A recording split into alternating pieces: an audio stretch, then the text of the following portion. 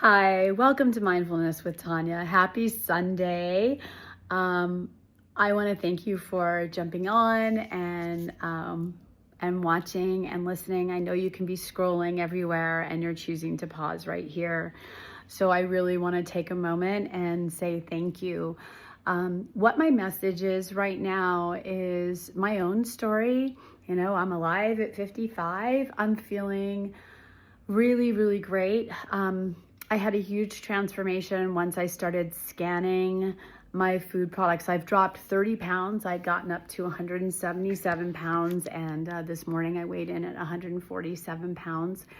And this has truly been a journey. I had always carried the extra weight, and that extra weight was because I wasn't being mindful. And it was only a couple years ago, a friend of mine had suggested using the Yuka app to start scanning food. You can use Yuka, you can use Olive, EWG Lifestyles, Bobby Farish.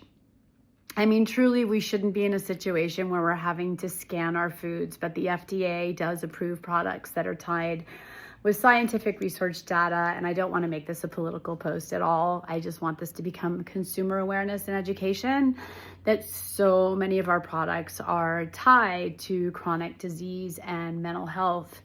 The awakening I really had was that scanning. So I started scanning everything. My shampoo, I cut all my hair off. I'm growing it out with healthy shampoos and Yuka, as long as everything rated 50 or higher. It wasn't tied to chronic disease and mental health. I've made nutrition and meal planning such a joy. I have fallen in love with cooking. I have fallen in love with cooking healthy food, fallen in love with cutting the vegetables, preparing my food. And I have taken more than 30 hours at Walmart and Safeway scanning products using both the Yuka app, EWG, Olive for seed oils. And then I realized that that wasn't enough just a few months ago. And that's when I suddenly had this last 10 pounds just fall off me. That the apps are not scanning for total sugars. So the products might be rating okay on the apps, but then when you read the labels, you know, we have the highest rate of obesity and growing rate of childhood obesity, childhood diabetes, adult obesity. So we must be also reading the labels coupled with scanning our products. Now, should we as Americans have to be going to the store and scanning anything and reading labels to ensure there isn't too much sugar? Harvard University did a study, and cocaine addicted mice were choosing sugar over cocaine. Sugar is a pandemic in our country. We are in a serious health crisis in America. So what I want to just encourage out of the mindfulness piece, because I don't want to get into my political stance,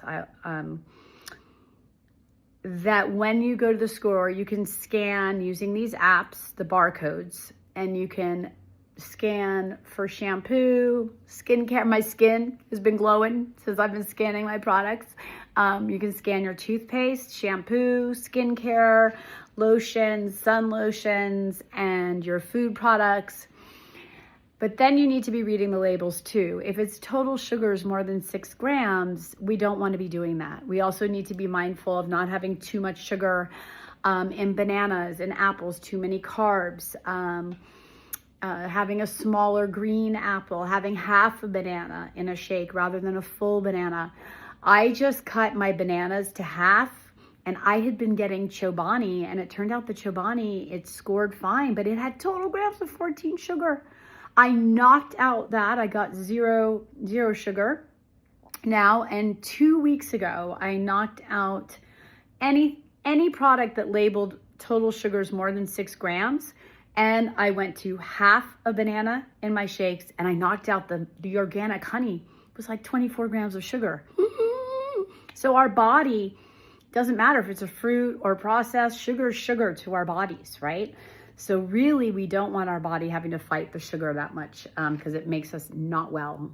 So now I scan my products and I read the labels, making sure I'm not doing total sugars more than 6 grams. 10 pounds just fell off just by letting go the high sugar yogurt and going to half a banana and releasing the honey. I could not believe it. I thank a friend for telling me that. So I'm pre-diabetic myself. As much as work I do with food and health, I have to watch my A1Cs also. I do not want to take metformin. I want to make the change with lifestyle change. And with lifestyle change comes mindfulness. It comes with time, taking the time to read the labels, taking the time to cook well. If you end up doing Ayurveda, I'm considering moving towards that. I'm a Pitta constitution. You can eat for your constitution. You can also eat for your blood type. If you find out your blood type, there are different foods for different blood types that will give you the most energy.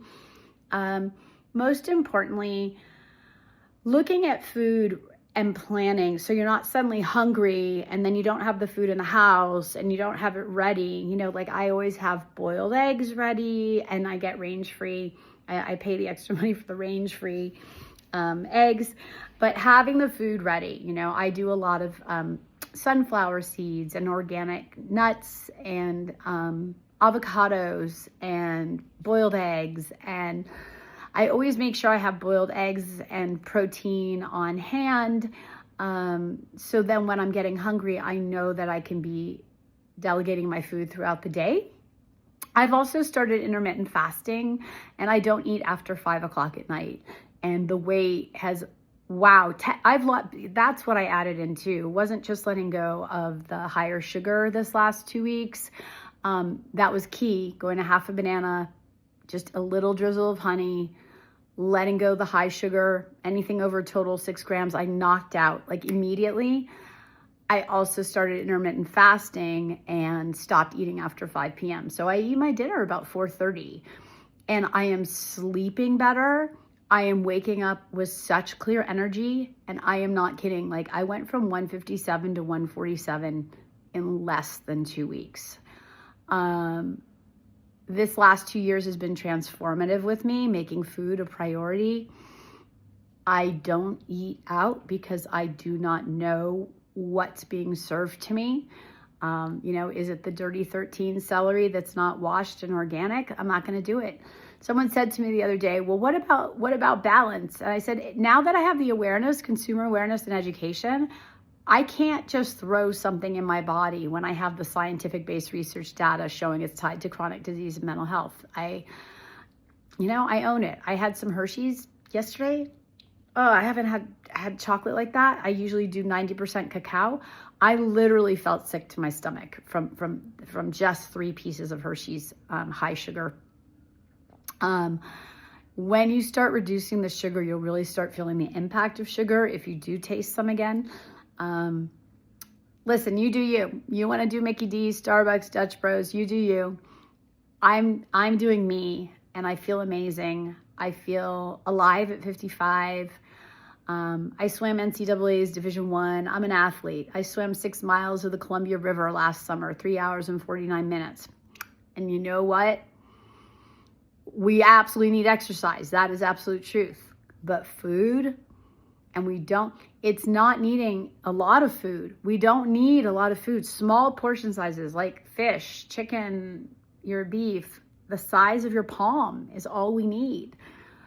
We need the right food, and we need the mindfulness to recognize that our body is our sanctuary.